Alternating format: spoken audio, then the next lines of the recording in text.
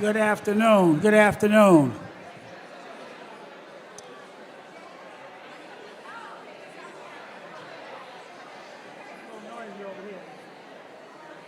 You all gonna stay right here.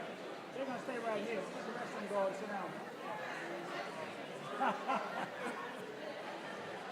down. We'd like to get started if we can, please. Take your seats.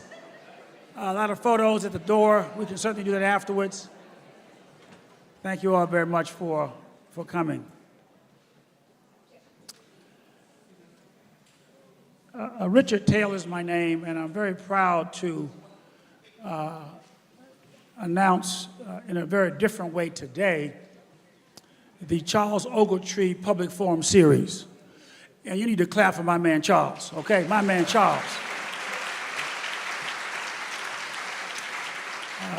I'm going to talk a little bit more about him later, but Charles was a fixture here in the Vineyard, and 4 years ago we decided to name this after him. He went down with dementia, as you know, in 2016 and recently passed. His services, as we understand today, will be held at Ebenezer AME Church in Fort Washington, Maryland, next Saturday, for those who will be leaving the Vineyard and heading south.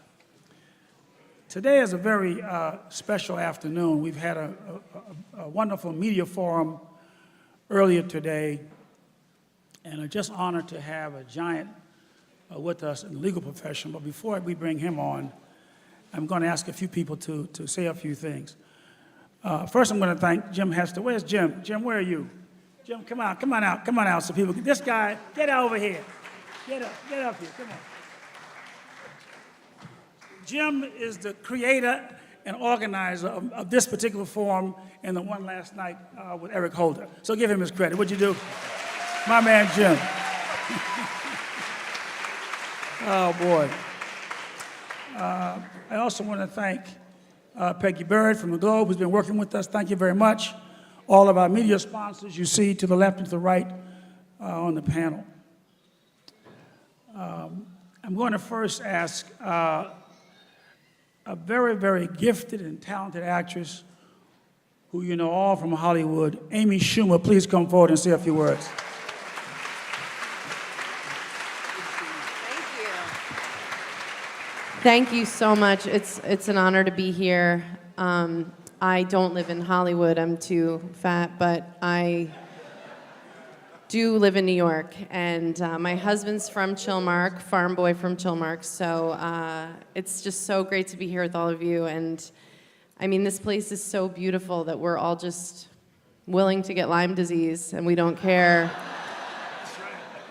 It's that beautiful. We just get Lyme disease. It's so moving for me to get to be here and on the bill with Attorney Crump. I have watched his work like the rest of you in awe as he's fought for the voiceless and given hope to all these people who just suffered the worst lives they can imagine, many times being murdered by law enforcement. And I am white. Say what? Yep. That's not what you told me. Well, check the email. That's not how I identify, but I am white. And I just want to say about allyship, something that Paula Giddings showed me, which is that there's no perfect way to be an ally, and it can be embarrassing. You can put your foot in your mouth, and that's why you just need people to tell you when you F up. Okay, and you get back on the horse and you do what you can because you see the system that we're living in. And I'm so honored to be here, and thank you for letting me support this event. Thank you. Thank you, Amy. Thank you, Amy. We are also very fortunate to have a gifted entertainer in Lisa Cortez, known for some of best films, Precious, Stacey Abrams, all in the Apollo Theater, and showing now tomorrow night at the MV Film Festival, the iconic Little Richard life story. Please welcome Lisa Cortez. Come on up. Please come on up.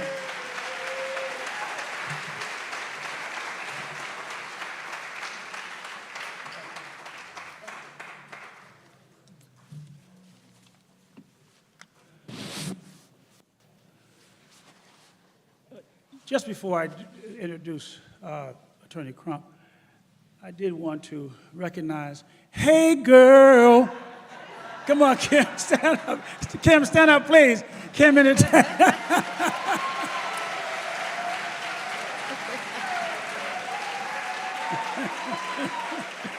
I know, I owe you some money, that's okay. No, he's not, he sang twice yesterday. And we always like to point out our mayor, Mayor Alicia Lance Bottoms. Please stand up, honey. Mayor of Atlanta, advisor to the White House, OB's finest. It's indeed an honor to welcome Attorney Ben Crump to this hallowed stage here at Union Chapel. Indeed, if you think about his often quote, I believe in justice for all, and especially for those without a voice who need our help most of all, end of quote. He reminds me so much of our dearly departed attorney, Charles Ogletree.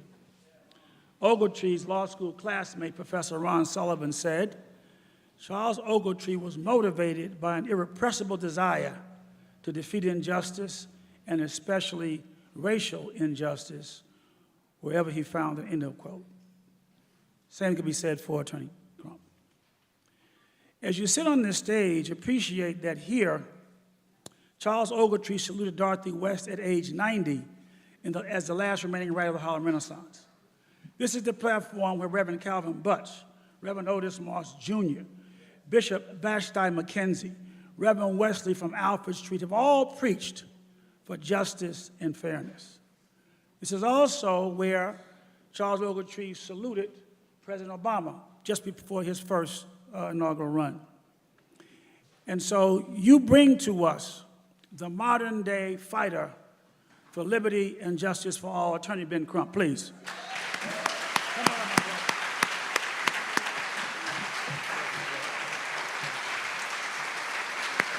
Please stand. I also want to say he's the Grand Counsel of Omega Psi Phi Fraternity, Q Psi. Thank you, brother. Lisa, you got it. Thank you so much. Attorney Crump, how you doing today? Queen, I can't complain at all. Good afternoon, Martha's Vineyard. I just been on the phone with the people from Montgomery, so we all together. Get your chairs ready. And Attorney Crump, if you get a little warm up here, I do have my Change of Life fan that I brought with me, okay? I'm gonna put it right here in the middle for us. Thank you, Lisa. Y'all give a big round of applause for Lisa Cortez, a brilliant, brilliant director. Thank you, thank you.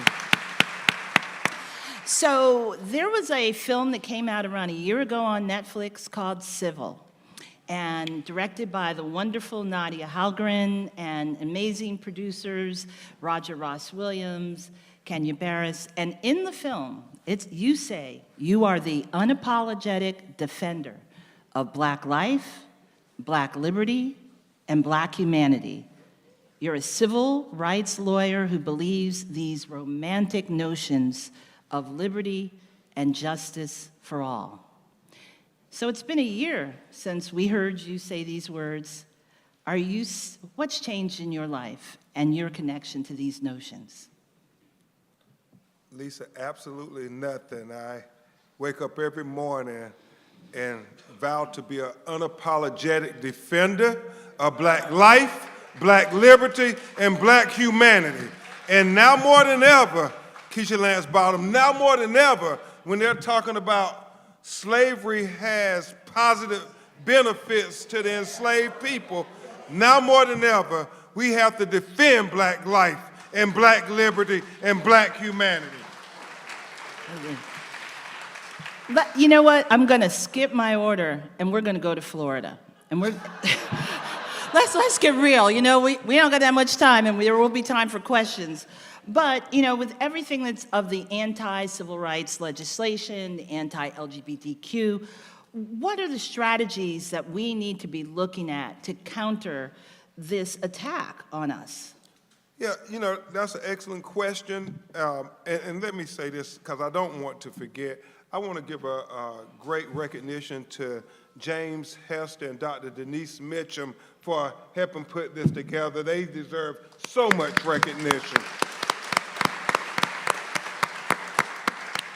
And certainly to Amy Schumer for not thinking it robbery to stop by, because we all in this together. So give her a round of applause. Yeah. And then the only other thing I must say is to all the lawyers and judges, the black lawyers and judges, we're all in this together. So I want to recognize you, because wherever I go and whatever I do, when I do good, when we're not successful fighting the enemies of equality in that battle, it doesn't matter, because I know y'all got my back and I got y'all back. So let's salute all the lawyers and the judges. Yeah. And then, Lisa, I understand the New York chapter of My Brother's Keeper are present, these young brothers. Y'all please acknowledge them. They represent the future, the best we have to offer the world, the very best. And then finally, I'll say this. I have to always acknowledge these individuals, because all great men may not be members of Omega Psi Phi Fraternity Incorporated, but all members of Omega Psi Phi Fraternity Incorporated are great men. Where my frat brothers at? Give them a round of applause. So now that we got that out the way, Michelle Miller and Mark Mariel and all my friends, thank you all for being here. And we're going to have a real conversation, because Lisa is real, and I don't know no other way but to be real. And at this moment in time in our history, we need real people to stand up and talk about true history. So now we can go to your Florida question. Florida. So it's from history to our right to be strategies. You know, two things. As I said at the NAACP Image Awards, and it bears repeating, y'all, Carter G. Woodson, the father of black history, said it best. If a race has no history, if a race has no values, he said, Lisa, that are respected enough to be taught to the younger generations, then that race, Kim, becomes a negligible thought in the mind of the world, and thus become endangered of being extinguished from the face of the earth. And so what this is about is making sure that they know that black history matters, that black people matter, that black culture matter. You cannot say to middle school students that, oh, the black history is irrelevant. It's insignificant. It is of no consequence, because then you have a generation of young people growing up thinking that, well, we learned in school slavery wasn't that bad, that it was actually good for y'all. And so then they go try it again. And that's why we have to say slavery was evil, it was immoral, point blank, period. No debate. It is not a both sides conversation. And so that's what we have to say to Governor Ron DeSantis and those who think like them. And then secondly, you know, this is really what the crux of the matter is. Ben Franklin said that democracy is like two wolves and a lamb voting on what to have for lunch. You ain't got to be as smart as Attorney Mike Jefferson to know how that vote gonna go. But he said liberty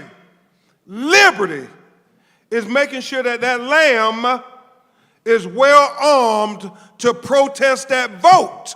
So what we have to do is make sure that our young marginalized lambs of color are well armed, not with shotguns or assault weapons or any means of violence, Lisa, but we got to make sure that they are well armed with intellect, with diplomacy, with strategic thinking.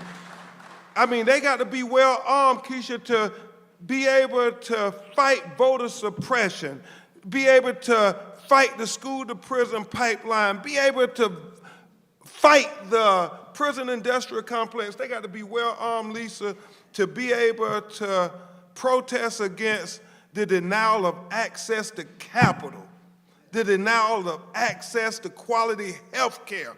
I mean, we got to make sure our young children are well armed with intellect to be able to go out and protest against environmental racism, where these toxic, polluting, poisonous chemical plants are only allowed legally to be built in our backyards. They won't let them do it in their children's backyard, but they say it's okay to do it where our children go to school and play and live every day. So our children got to have the intellectual fortitude to say, oh, hell no. Not on my watch. When I'm in leadership, it won't happen. And really, it comes down to this, Lisa. And if y'all remember nothing else I say this fine sunny afternoon in Martha's Vineyard, 2023, I want you all to remember this. What we must do is make sure that our children are more intelligent than those who will seek to oppress them. You're allowed to drop the mic. Thank you, Lisa. So let's go to your origin story. Because we know you as a high-stakes civil rights, associated with high-stakes civil rights cases. But where did it all begin? And is this happenstance, or what was the greater plan that was happening? You know, Lisa, it really is like it was yesterday, even though it was about, goodness, boy, we aging a little bit. Even though it was about 44 years ago, when I was 9 years old. And I grew up in rural North Carolina, a little town called Lumberton. All the Tar Heels. But, you know, Brown versus the Board decision with all deliberate speed, Michelle, for North Carolina, you know, it was in 1954. It didn't get around to us integrating the schools until 1979. And so they took their own sweet time. But when we, you know, the little black children, we got bused from the south side, which was the predominantly black section of my small town, literally across the tracks to the north side, to the predominantly white section of town. And it was deep, because we then went to the newer schools with the newer technology, the newer books. I mean, they had everything new. And I learned a very valuable lesson, Lisa. I learned that racism is not an organic dynamic. It is a taught phenomenon, because us little black children went over to the north side of Lumberton, and we met the little white boys and girls, and we did just what children do. We all started playing together and became friends, and some of those young people are still some of my best friends today.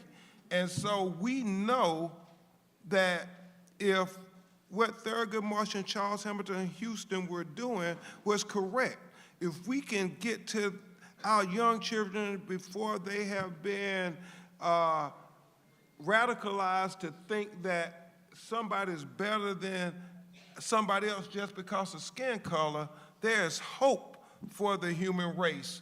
And so we just have to get to them at an early age before they start telling them all this craziness. And so I remember one day being on the school bus, coming back home, and I was observing, you know, the white section of town, they had the well-paved streets. They had the well-maintained lines. I mean, the buildings were pristine. And then when I crossed the railroad tracks to the black section of town, James, I mean, you saw the dilapidated buildings. You saw all the old raggedy cars sitting on blocks. You saw, I saw my old elementary school look like it was crumbling with the lead paint and everything. And as a 9-year-old little kid, I thought to myself, I wonder why on one side of town, they seem to have it so good, when on my black side of town, they seem to have it so challenging. And I remember talking to my mom about that, and she said, well, baby, the reason you get to go to the newer school with the newer books and the newer technology and facilities is because of the NAACP Brown versus Board of Education decision and a lawyer named Thurgood Marshall. And I said from that moment, when I grow up, I'm gonna be like Thurgood Marshall, and I'm gonna go fight to give people in my section of town and people who look like me a better chance at achieving the American dream. And from that day to this one, I wake up every morning with the same objective. I'm never confused, Keisha, when I wake up, what my goal is. I'm going to try to give black people a better chance, give all our children a better world. That's what we have to do every day. And so it was very intentional that I was going to be a civil rights lawyer, and Thurgood Marshall still is my North Star.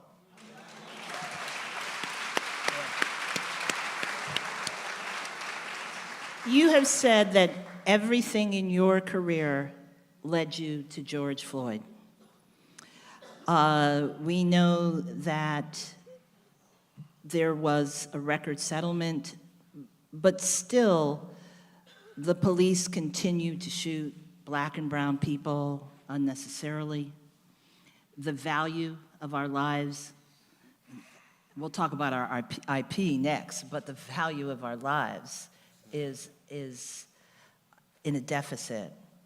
Do you want to talk about why what was the crux of that moment and that case, and when you received the call, what you heard in your heart? Yeah, you know, I think we don't always understand it, but everything happens for a reason. And before I say that, I do want to acknowledge Mayor Keisha Lance Bottom, because we need more leaders like her. I remember when she was the mayor of Atlanta and they had police brutality, she took a stand. She didn't wait to see which way the wind was blowing. She said, no, I saw a video of an injustice happen, and I'm going to do something about it. It's not very hard. All we have to do is have the courage of our conviction that we're going to say right is right and wrong is wrong. It's that simple. So Keisha, I always wanted to thank you for always doing those things when you were mayor. We need more leaders like you. Yes, ma'am. But I think everything happens for a reason. You know, everything I think led me to George Floyd, Lisa, because I think about Trayvon Martin. And I think about the lessons we learned in Trayvon Martin, how we can never, ever take for granted that America is going to see our loved ones like we see our loved ones. I mean, this 17-year-old kid who was walking home minding his business. I mean, Amy, it was so deep to me because, you know, the prosecutors, they very good at locking our children up and throwing away the key, but they're not very good at defending the honor and the dignity of our young people. And I remember talking to Trayvon's mother so much, and I remember 1,000 ways I would have argued that case, 1,000 ways to show them that Trayvon was just a young kid walking home, talking on the phone, just like your children do. And why can't, yeah, a bag of Skittles and a can of iced tea. I mean, what more can I give you to say our children are just like your children? And if you believe that your child, to my white brothers and sisters, can't be given the benefit of the doubt and benefit of consideration because they're walking home in the rain with their hoodie on, you're like, well, why did he have a hoodie on? Because it was raining that night. I mean, but I think about when he was in the store and he bought the Skittles and the iced tea, Michelle. It was so deep because y'all remember, when you go back and watch that video, you remember he took 2 steps and then he turned back around and he said, give me the receipt. Because most black parents teach their children, you always got to get the receipt. So Lisa, it's so deep because you think, why didn't the prosecutors argue that? Will some kid who asked for a receipt be up to no good? I mean, it was so many things, and it led me to George Floyd because I was heartbroken, and I put this in my book. The thing that troubled me the most about the criminal case of the killer who killed Trayvon, me and his parents vowed we don't say his name, was when that judge, that white woman sat on the bench and they offered their last witness of the case, y'all. They said that a white mother whose house had been burglarized, and it's terrible, with her young infant child, and they said it had been done by a black man. And she didn't know Trayvon, she knew nothing about what happened or anything like that. But the judge allowed her to testify in Trayvon's trial as to suggest that because one black person did a bad thing, that was an indictment on the whole race, and that George, that guy, had a right to stop any black person in the neighborhood and make them show their papers like they did in South Africa and apartheid. You got to prove that you are innocent to me. Mm-hmm. And that troubled me so. And so it's that case. It's Michael Brown and Ferguson, who all those black people out there say had his hands up when the police shot him. And it's crazy because the district attorney and them just said, none of those black people, what they saw there mattered. It only mattered that this police officer said he was in fear of his life. And then you think about 14-year-old Tamir Rice, playing in the playground by himself in a police less than 1.7 seconds, driving up and made a decision that his life isn't worth giving a second thought. I'm just gonna kill this child. And so you think about all those cases, nobody went to jail for them. Nobody was held accountable. And every case we learned lessons. And that's what we have to do. It's never, ever a failure if we learn from it. And so we have to continue to learn every day about the bias and the bigotry and the discrimination. I call it the intellectual justification of discrimination that happen in courtrooms every day because it's a game of chess and not checkers. And so I learned. And so when we got the call in the wee hours of the morning for George Floyd family, just like when we got the call from Breonna Taylor family and Ahmaud Arbery family, all these tragedies that happened in 2020 where everything in America was shut down seemed like except discrimination and bigotry.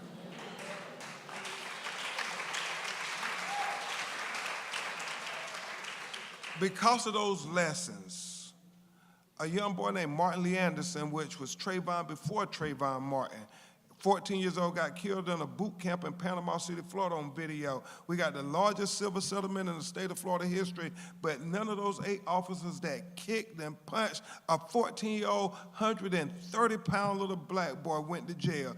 They were exonerated. So we were waiting for this moment. We learned our lessons, and that's why we were able to push the court of law to understand what the court of public opinion had learned from Trayvon. And when we said none of us can breathe until we get justice for George Floyd, that's the reason we got a guilty, guilty, guilty version against Derek Chauvin from those lessons learned. That's why we got, for the first time in the history of the state of Georgia, we got the hate crime conviction on the state level, and then we got the conviction on the federal level with Ahmaud Arbery. Yeah. And I am so proud, Lisa Cortez, that for the first time, Other historical ruling against medical racism. It would have been the 103rd birthday of Henrietta Lacks. It's a case that took 70 years to be resolved.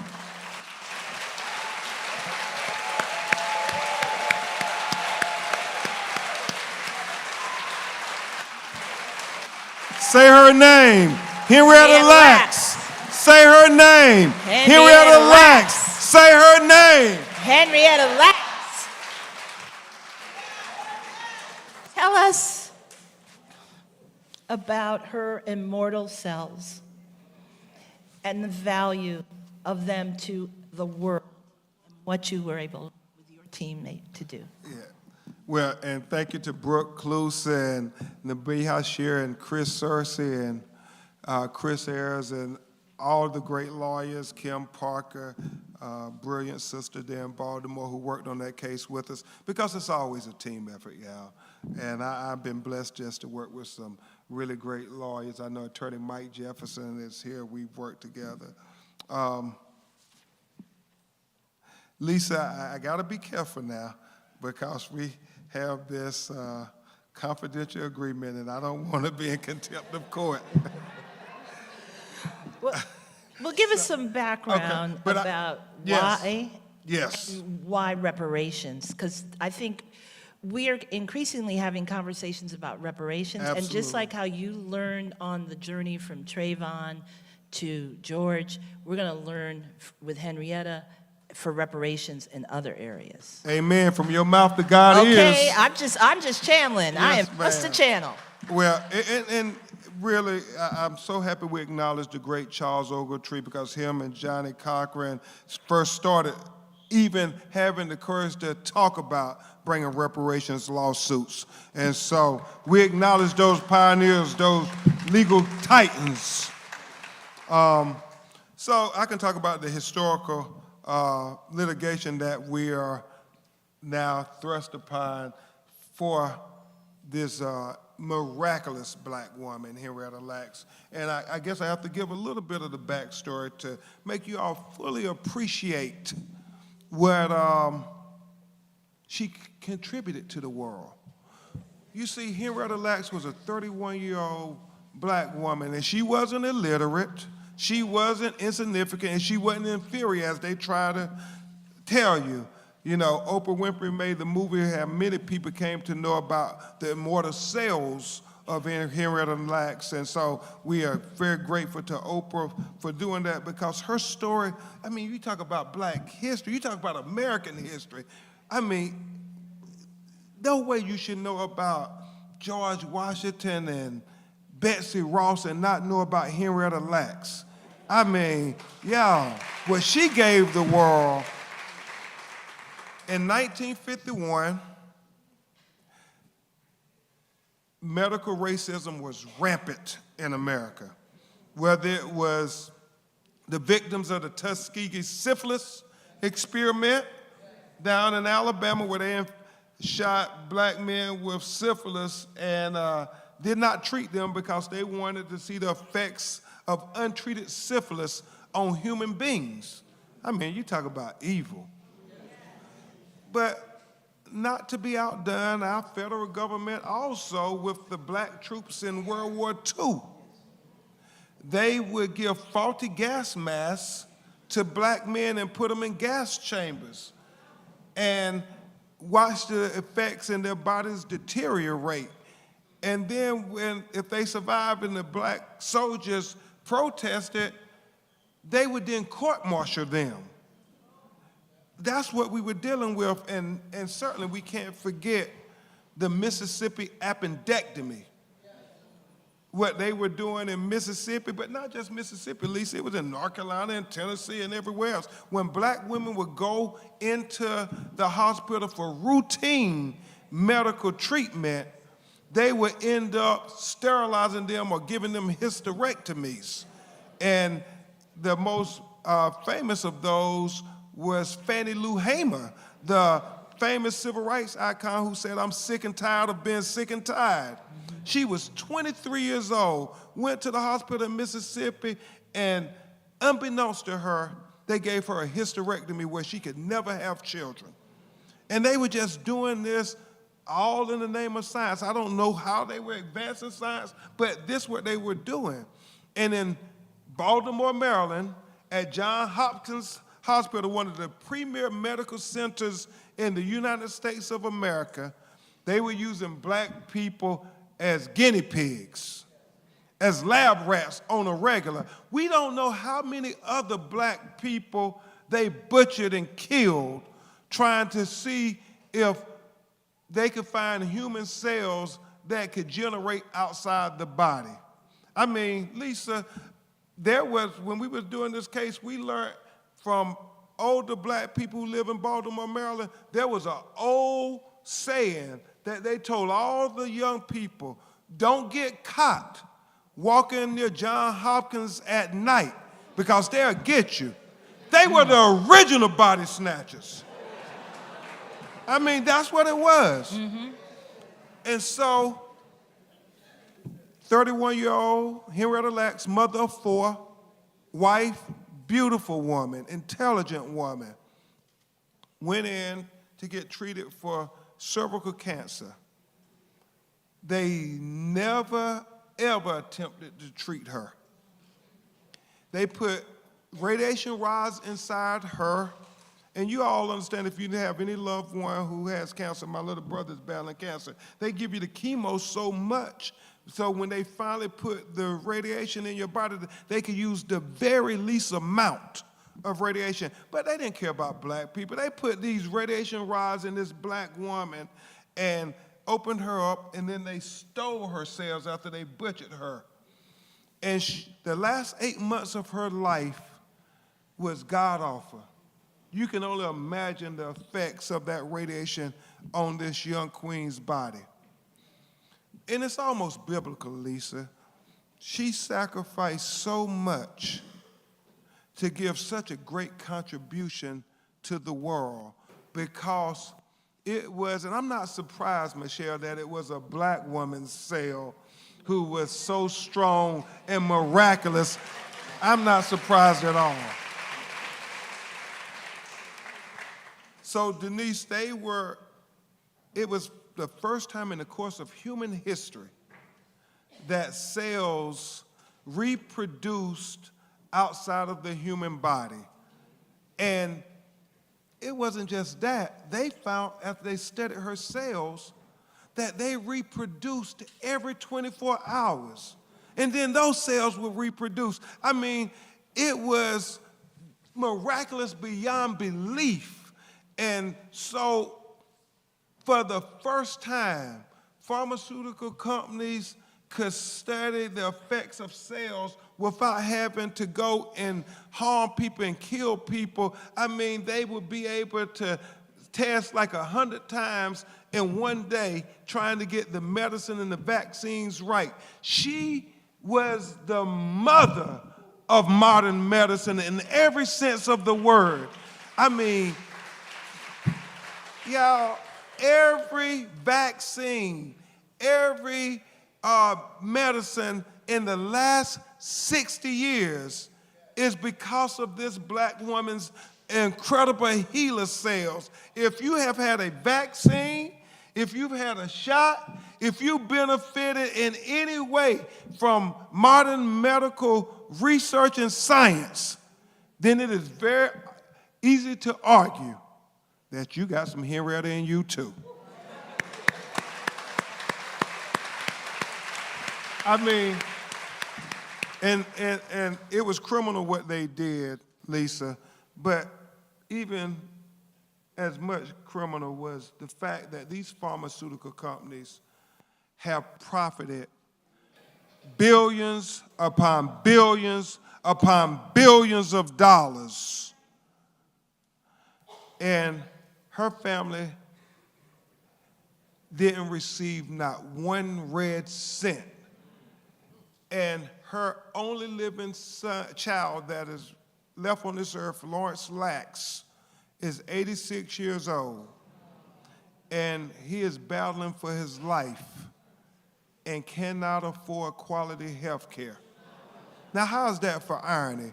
Your mother, miraculous sales, make it possible for everybody in the world to be able to have a chance at better quality health care. But your own children, I'm sure she's sitting up in heaven saying, I'm happy. But your own children, I'm sure she's sitting up in heaven saying, I'm happy that my sales can help so many people have a better quality of health. I'm sure he really is looking at them and saying, my children, what about my grandchildren, the ones with my blood running through their body, who are in Baltimore, Maryland? So when they came to me 2 years ago, a little over 2 years ago in Juneteenth, and you know, they didn't find out about her healer sales until 1970. They did not think America could accept that these was a black woman's sales that was doing all this great stuff for medicine. And so they had to hide it and lie about it. And so they would say healer sales. They came up with white woman, Helen something, and name, so they would not have to acknowledge Henrietta Lacks. I mean, that is the Dirty level dogs. of, yeah, dirty dogs. But that is the level that they were doing. And so, finally, when her family found out, and how they found out because not in America, said, you know, we got to find out if there's other people like this. And so Kim, they went and they got her children and her other people, and they came and ran experiments on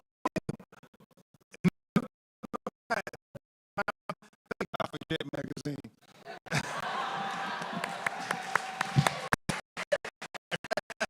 It got out and Jet magazine put it out, and that's how people started to learn the story about Henrietta Lacks. Her family tried to get justice, and you know what happened. And so they came to me. I said, you know, we had to be creative and inventive. And without getting into any of the details of the settlement, in this public, kind of deep, y'all, some of the arguments that were advanced. They said, well, why we here to 7 years? How can you argue that this is not outside the statute of limitations? You know, generally you have 3 or 4 years to bring a lawsuit or you forever barred.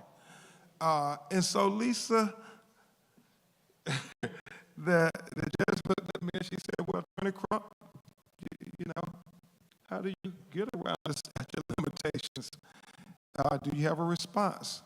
And, you know, I was trained by National Bar Association black lawyers who prepared us for anything, and you have to be quick on your feet, and you have to be used to arguing against laws that certainly were never meant to favor you.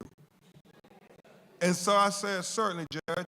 I said, we understand that this was a terrible crime committed in 1951 against this black woman, and it was unprecedented, Your Honor. The fact that when they butchered her and maimed her and pretty much left her for dead, the fact that her miraculous cells regenerated outside the human body every 24 hours. And even more miraculously, Judge, it has regenerated for over 70 years, and they still regenerating today. Even to this day, Henrietta cells are still advancing the world.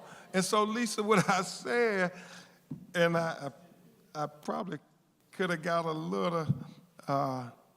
a little cheeky with this, but I was arguing for the ancestors.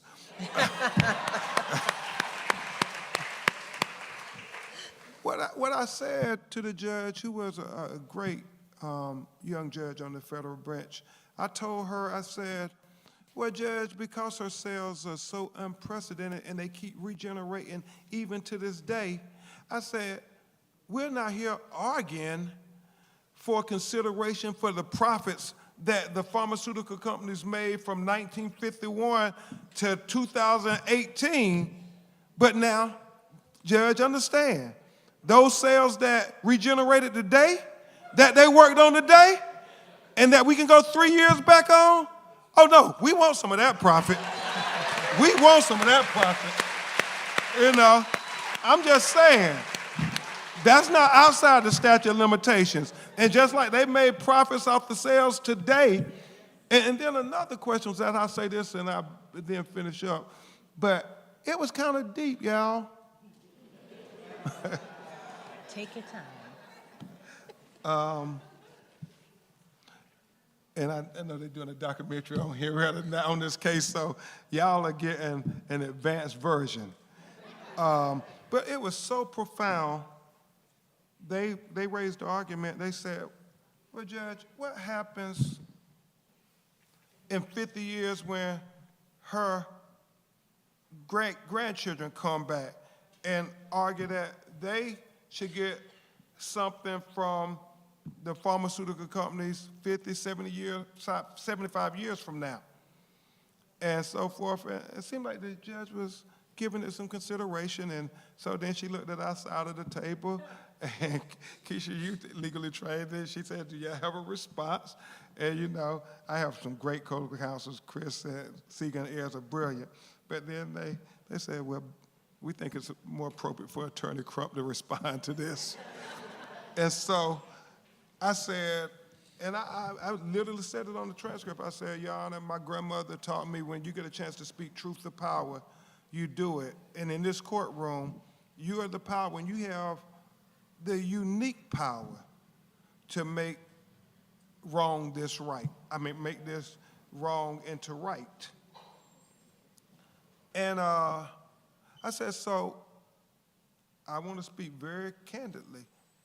And I said that if I understand the question correctly, what they're posing is they're saying, what if in 1951, when Henrietta Lacks was there and they decided that they were going to take her sales, if they didn't treat her like a black woman who didn't have any rights, no constitutional guarantees to what her body and genetic makeup, if they would have treated her like a white woman and would have went and got authorization and had consent so that they knew they were taking her genetic materials and that they knew that with her genetic materials, they were going to use it for research, and then if it developed into something, that they would have to come back to her and her family to get permission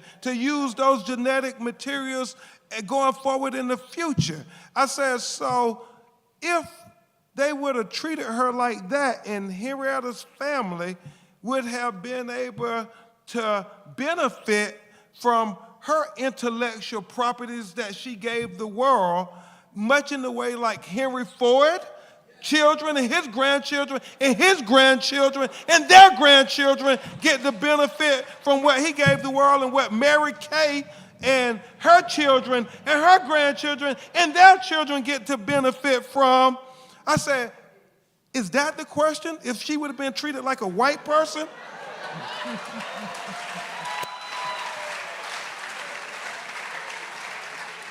Because then we wouldn't even have to be in this courtroom, because it would be understood that her children and their grandchildren from here to eternity was going to be able to benefit from their intellectual properties that they gave the world. And in this situation, it's not just intellectual properties. Lisa, as I told you earlier, they try to divorce the sales from her, and they try to say, well, these sales were derived from her. No, her. These cells are her. They are Henrietta Lacks. And so we made that argument that's why that argument rings hollow. And so thank God, glory to God, we finally was able to announce on what would have been her 103rd birthday to give her a present he gave the world so much of.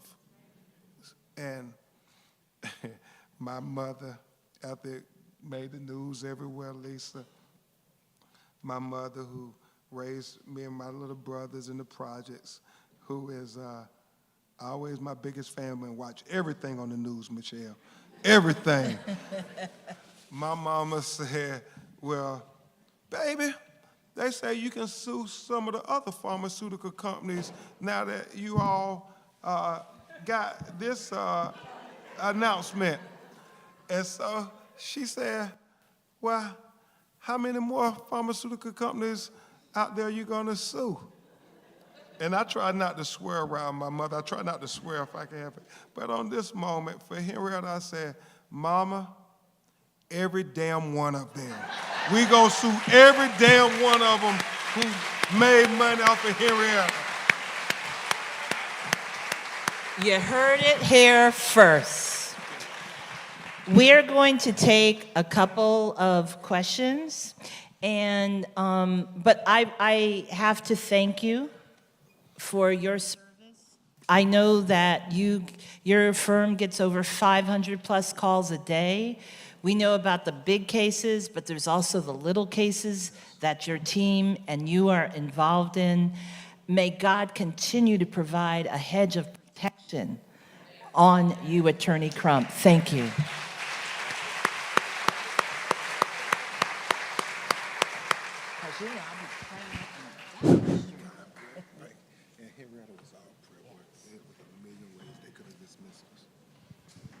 So the rules are pretty simple, no speeches. You have to have a question, and as we learned last night, you cannot touch the mic. Okay, you're first. And I saw you over here a second. Question. Oh, you can't touch it. Thank you for your presence. Brilliant person, beloved person, congenial, benevolent, and very, very. Question is? Question is, please give us the status of the Ben Crump School of Law pertaining to its location and the financial support that has been rendered. Thank you for that question, sir. It was a good year last year.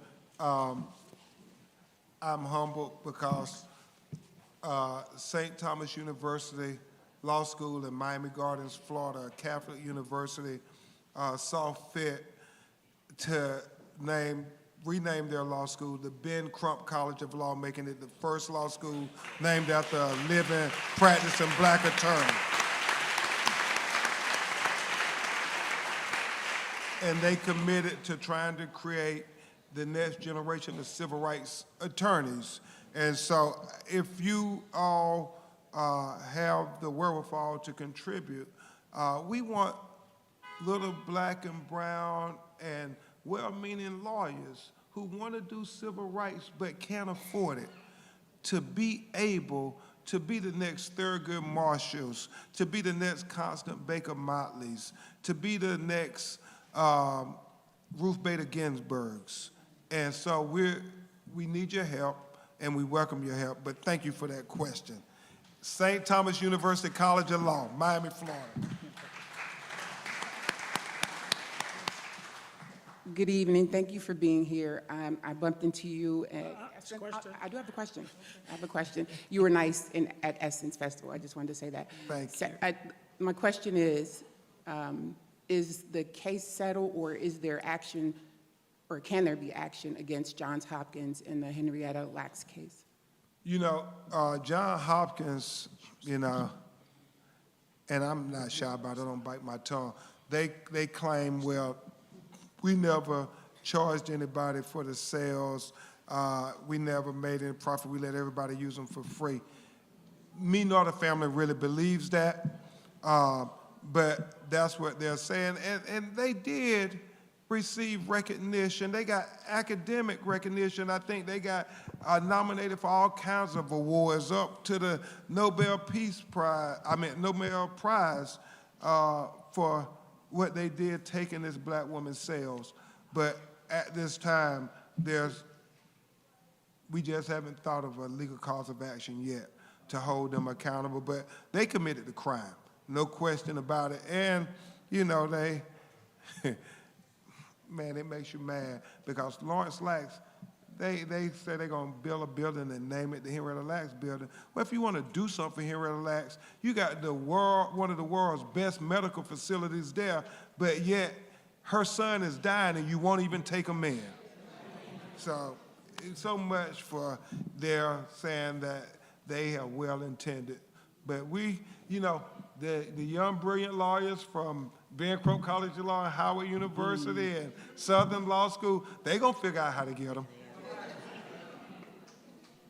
Thank you for your time spent in Baltimore. I'm over here. Thanks for your time spent in Baltimore. You're making a difference. Question, dear. Question. Back to education in Baltimore. You commented earlier about teaching the young. You know what's going on in Baltimore City schools and the grading system and the pushing of the children through. Can you talk about education and your posture on education, equity, and civil rights? No, absolutely. And you look at what's going on in Baltimore, and it's not unique to Baltimore that, you know, so many of the young people are being pushed through the school and they are illiterate because they can't read and write. But then you think about what's going on in Florida and Texas and Virginia, where they're saying you got to talk about, you know, slavery is beneficial, and they're banning all these books from everything from I Know Why the Caged Bird Sings to Alice Walker, Color Purple, to James Baldwin, Go Tell It on the Mountains, to Kill a Mockingbird by Harper Lee. And so, to me, we have to understand that elections matter. That's number one. And we're going to fight them in court, but I'm not so sure because they stacked the Supreme Court. And in many of the states where they're doing this, the Supreme Court is stacked, and the intellectual justification of discrimination is on full array. But what we have to do is understand that we can't rely on just the schools, and we gotta be engaged now more than ever when it comes to our young people getting an education.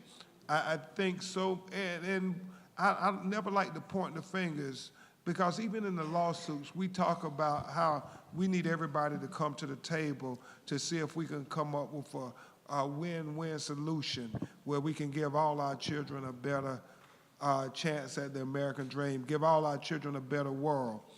But I do say this, y'all. We have an obligation, Lisa, and I'll stand and say this. We have an obligation to not ever rest on our laurels and try to look for somebody else to save us. We have to do it ourselves. I give a lot of speeches around the country, and one of the things I keep talking about is the lessons from the book Upstream Thinking. And here, Harper, what they say in that book, the basic crux is this. There was a young brother walking down river one sunny afternoon, kind of hot like today. And as he was walking down river, all of a sudden, he heard a young black child in the river screaming out, "Help me, help me, save me, help me, I'm gonna drown, I'm gonna die, help me." And all of a sudden, the brother said, "Oh my God." And he jumped in the river and he saved the young black child from drowning and pulled him to the riverbank. And then when he got on the riverbank, he said, "Thank God I was here. Had I not been here, that young black child would have drowned and died." And just as he's gathering himself, shaking the water off his shirt and gathering himself, he hears a second young black child in the river say, help me, save me. I'm drowning, help me, I'm gonna die, save me. And then the brother all of a sudden jumps back in the river and he saves the second black child, pulling him onto the river bank. And he said, oh my God, thank God I was here, because if I would not have been here, a second black child would have died. And then just as he gathered himself and kind of getting the water out of his hair, Denise, he hears a third black child in the river screaming, help me, save me, help me, I'm going to drown, help me, I don't want to die. And so the brother jumps back in the river, and Lisa, he drags the third black child to the river bank. But this time, as he's starting to stand up on the river bank, he says, what I want to know is who the hell upstream keeps throwing our little black children in the river, because by the time they get downriver, it's too late to save them all. So we got to go upstream and try to prevent them from throwing our children in the river, letting them get caught up in the system of the criminal justice system, letting them get caught up in this street gang mentality, these guns and violence. We got to go upstream to prevent our children from being stolen from us. We got to have that upstream mentality to think, how are we going to save our children from being a statistic so that they can become a constructive citizen to society? So remember, y'all, we got to go upstream. It's not enough for us to chill downstream. Everybody got to be running up there saying, it's my obligation. We got to take it personal. It's up to me to be upstream to save my children. We can't expect nobody else to be upstream saving our children. We all have to give all of our children a better chance at a better world. Okay.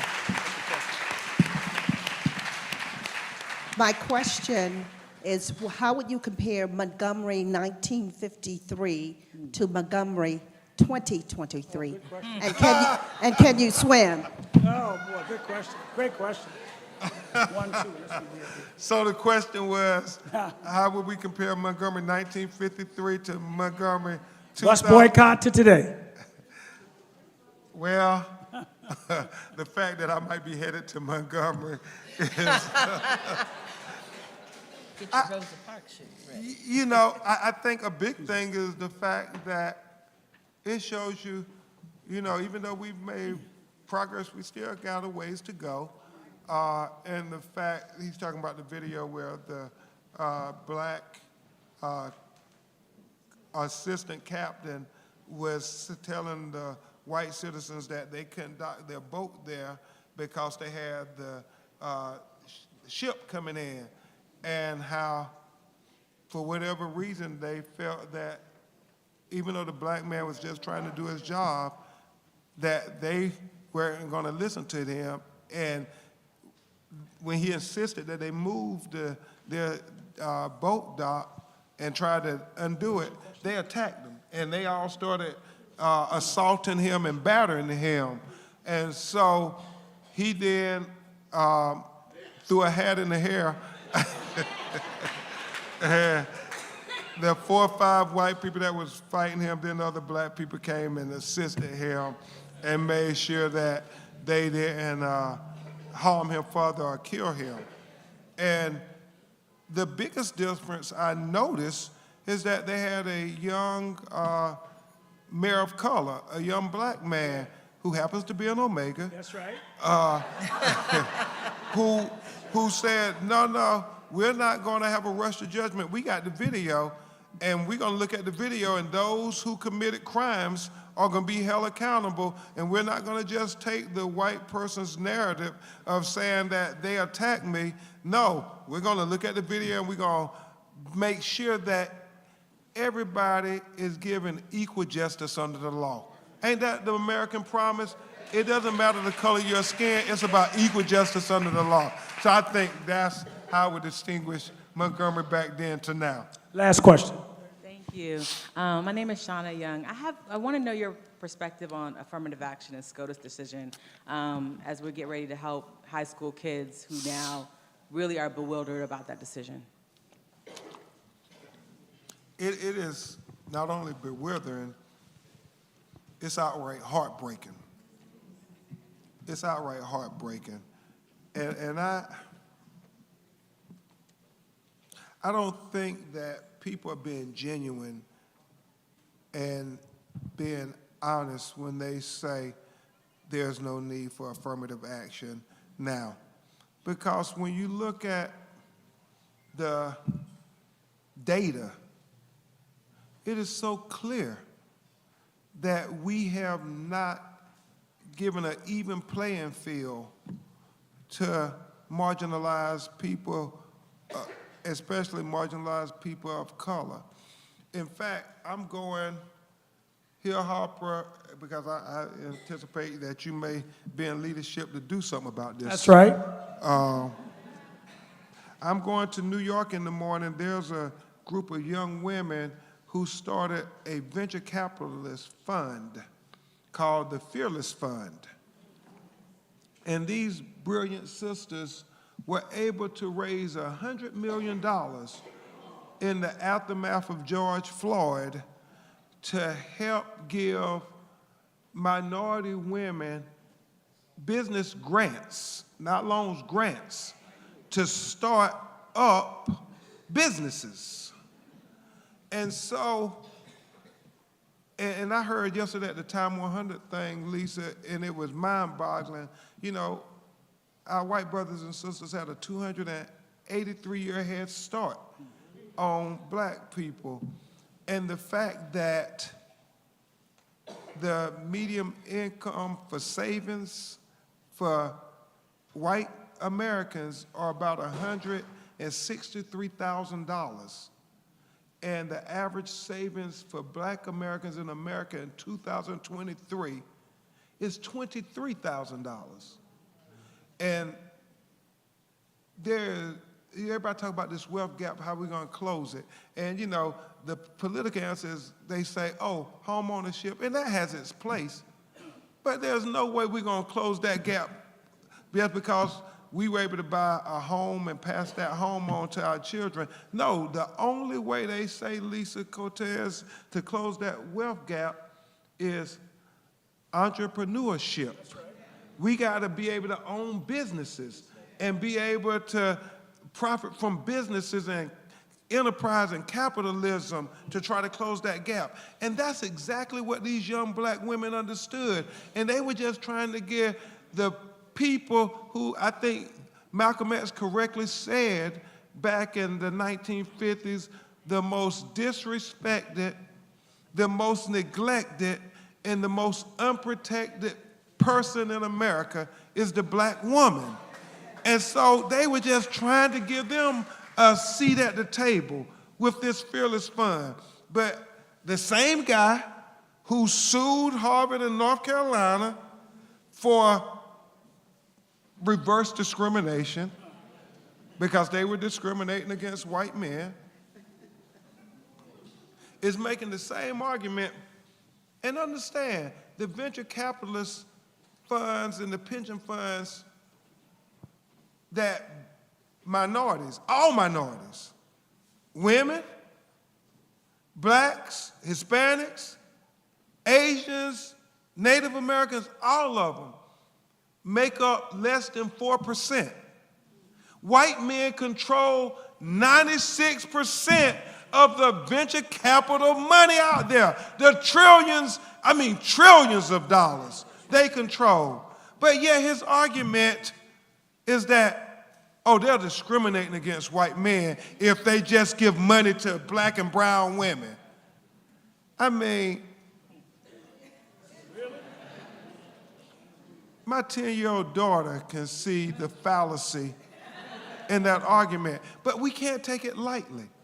We cannot take it lightly because I guess what they believe is black and brown people and women don't supposed to have none of the money. They supposed to have 100%.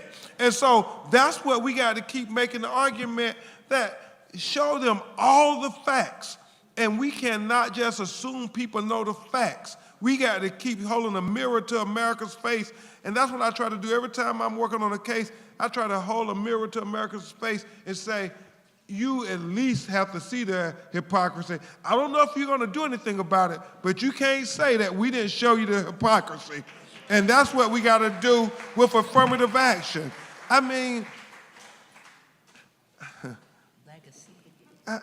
how can you say those women,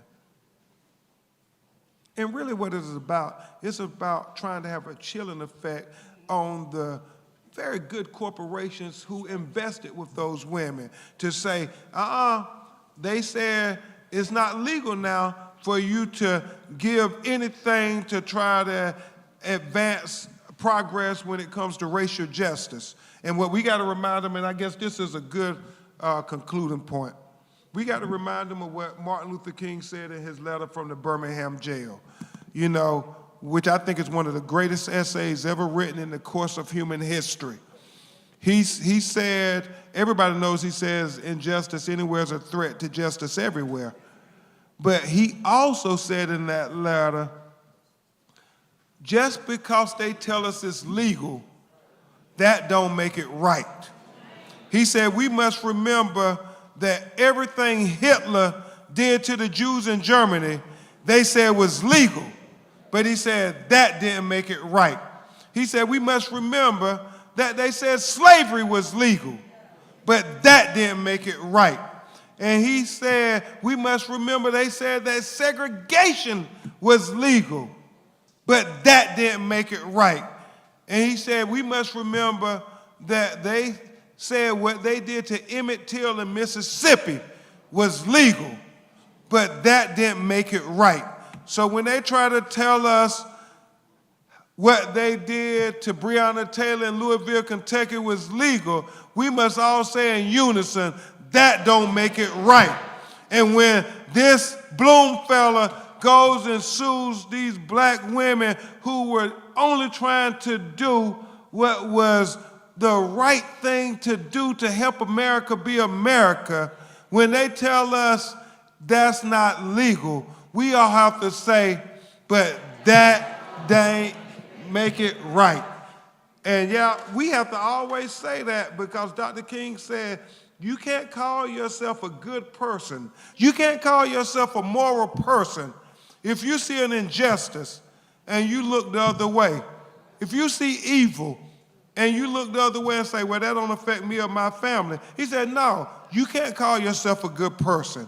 So the only way we will win this war against the enemies of equality is people of good moral character have to stand up and look evil directly in the face and say, I challenge you. Ben Crump, Thank you, Attorney Ben Attorney Crump, Lisa Crump. Cortez, thank you so much. Wonderful afternoon. Gotta get my legs to working again. Oh, yeah, I'm good now.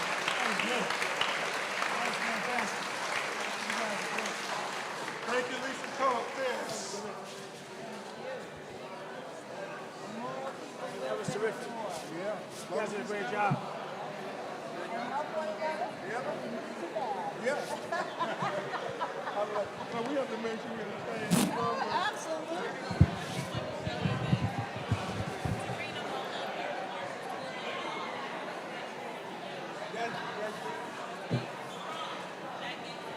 All right, George Floyd.